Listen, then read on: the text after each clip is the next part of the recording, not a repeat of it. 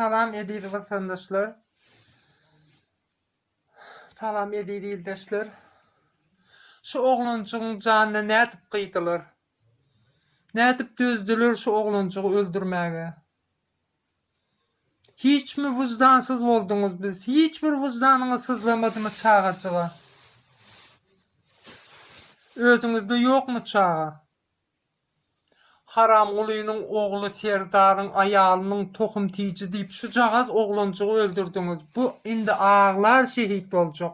Hiç mi Allah'tan korkmadınız? İnşallah bu oğlunun kanı yerde kalmaz. Bu ağlar şehit oldu. Sizi yedip düştüğünü de çöpler, toplar. Bu ağrını alır. Yönü vakit gelir. Haram olayım on başına bundan beter gelir. Allah belasını versin. Haram olayının, yegenlerinin, oğlunun, tohum tiyicinin. Türkmen halkım. Sizem indi bir namus edin. Şu cağız yaşacık oğlunun ölümüne sebep oldular. Acal Allah'tan acal gelmedi. Bunun acalı zalimlerin elinden mi oldu? Sizin başınıza bunlar geliyor. Fikir etmeyin.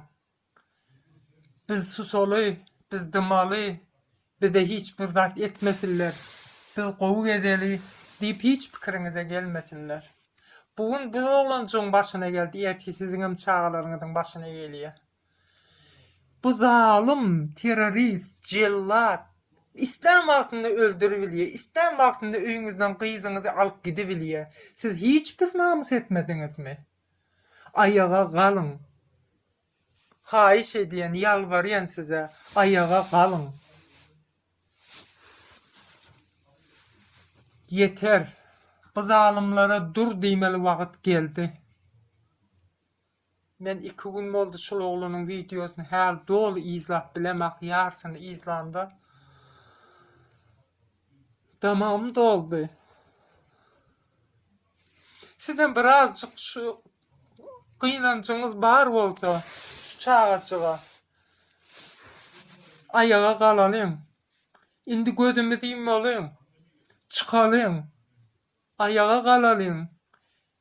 Şu an şeyle bir ervet oluyor. Ne mi dikkat edeceğimi bilemek.